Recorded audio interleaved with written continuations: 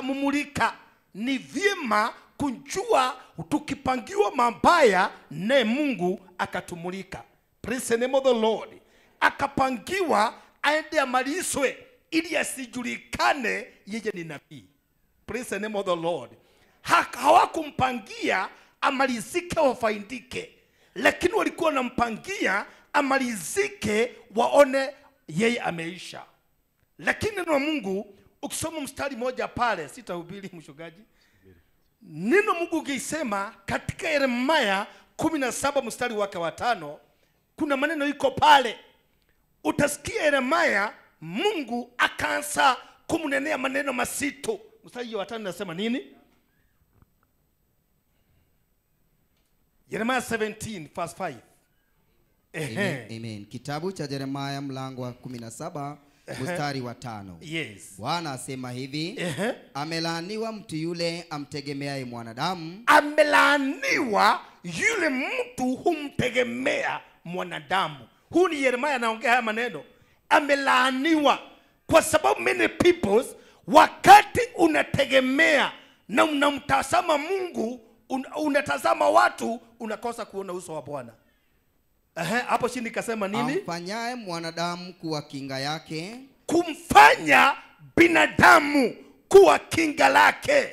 Na moyoni mwake amemwacha Bwana. Na moyoni mwake amemwacha Mungu. Kwa sababu gani? Kwa sababu amemtegemea mtu. Many people au watu wengi wanaanguka kwa kutegemea watu. Watu wengi wanaenda wakajikuta wako chini kwa sababu ya kutegemea watu. Yeremia Mungu akamfunulia, akamwambia juu ya wale watu utegemea wengine.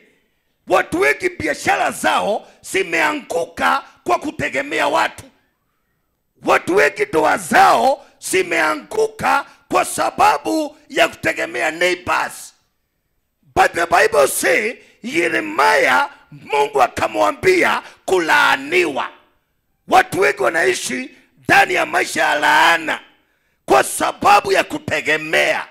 Lazima tuelewe tegemeo zetu zimetanjia wapi. Hatutakaa kawaida. Tutamwambia Jehova, Lord you stand with me. Kutoka siku ya leo, hata ikiwa ni dada yako na mali, hata ikiwa ni dada yako na chochote, tegemeo zetu sio kwa watu, lakini tegemeo ni kwa yule aliye hai. Amen. Praise the name of the Lord. Amen. This year 2025, kuna watu watatoa tegemeo zao kwa watu ili maisha yao iweze kuenda vizuri. Praise the name of the Lord. Amen. Umeteleza miaka mingi, lakini ulikuwa unajiuliza ni kitu gani inatendeka?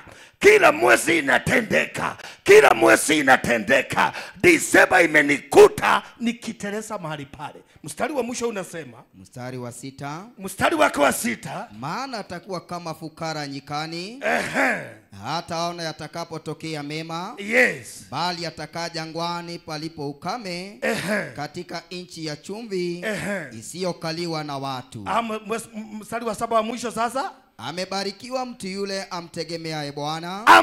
Hebu rudia hiyo iko na ki. Mstari wa 7, amebarikiwa mtu yule amtegemeaye Bwana. Amebarikiwa yule mtu amtegemeaye Bwana katika ndoa yake, katika kazi yake, katika mambo yake. Kubarikiwa ni yule amemtegemea Mungu.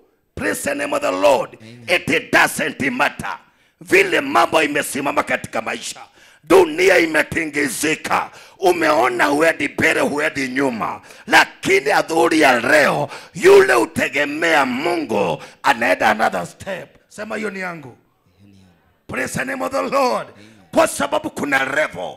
Bwana ataendelea ufanye uende. Adui zako watakuangalia, waseme kweli alikuwa naenda. Na ni juu ya kubadilisha mawazo yako ukamtegemea aliye hai. Praise the name of the Lord. It doesn't matter wamesimamisha madhabahu gani, wakasema utamalizika, lakini kwa ibada ya leo Bwana kuna mahali anakupeleka. Bwana kuna level anakupeleka. hautamalizika, lakini utaenda mbele. Tutaonana mahali Mungu mchungaji amenipangia. God bless you in Jesus name. Tutaendelea, tutakutana huko Gashui. Mungu ambariki. Mimi ni mmoja wa rafiki wa madhabahu na ninampenda katika jina la Yesu Kristo. Sitaki kuhubiri kwa sababu najua mchungaji ako na wakati mdogo sana. God bless you.